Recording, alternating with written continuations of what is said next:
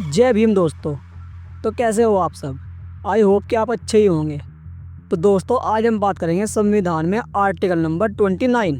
दोस्तों इस आर्टिकल के 4 सवाल हैं जिन सवालों से यह आर्टिकल बिल्कुल आसानी से समझा जा सकता है। जैसे कि पहला है, क्या कहता है आर्टिकल 29। दूसरा है, क्यों जरूरी है आर्टिकल 29।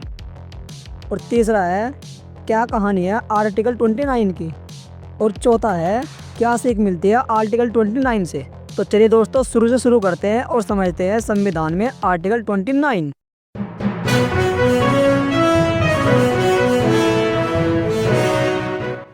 तो दोस्तों शुरू करते हैं सवाल नंबर 1 से। क्या कहता है आर्टिकल 29? भारत का संविधान कहता है हर नागरिक को अपनी भाषा और संस्कृति की रक्षा करने का अधिकार है।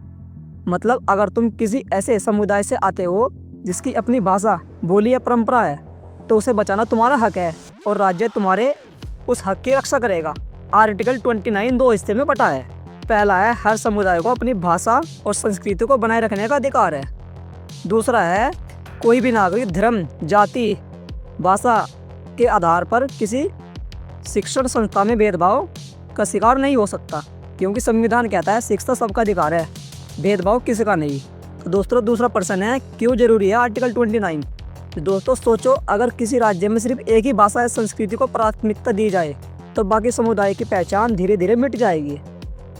भारत की खूबसूरती उसकी विविधता में एकता है, जहाँ 100 से ज़्यादा भाषाएं, सैकड़ों बोलियाँ और अनगिनत परंपराएं साथ साथ चलती हैं। अगर हर व्यक्ति को अपनी भाषा और अपनी संस्कृति में जीने का अधिकार न मिले तो यह विविधता खो जाएगी। इसलिए आर्टिकल 29 जरूरी है, क्योंकि यह हर भारतीय को भरोसा देता है कि तुम जैसे हो वैसे ही रह सकते हो। तो दोस्तों तीसरा सवाल है, क्या कहानी है आर्टिकल 29 की? दक्षिण भारत के एक छोटे से कस्बे में एक तमिल समुदाय था। सरकार ने वहाँ एक नया स्कूल खोला जहाँ केवल हिंदी में पढ़ाई होती थी। धीरे धीरे तमिल भाषा के बच्चे अपनी मातृभाषा से दूर होने लगे। माता पिता को लगा कि उनकी पहचान कहीं खो रही है। उन्होंने अपनी बात सरकार तक पहुँचाई और कहा, हमें अपनी भाषा में पढ़ने का अधिकार चाहिए। तब उन्होंने संविधान का सहारा लिया और आर्टिकल 29 कहता है कि हर नागरिक को अपनी भाषा और संस्कृति को बचाने का हक है। सरकार ने तमिल माध्यम में शिक्षा जारी रखने की अनुमति दी और यूँ संविधान ने फिर से साबित किया कि भारत में हर आवाज़ की अपनी एक जगह है। तो दोस्तों चौथा और लास्ट सवाल है, क्या सीख मिलती है आर्टिकल 29 से? दोस्तों आर्टिकल 29 हमें सिखाता है कि विविधता भारत की एकता है, कमजोरी नहीं।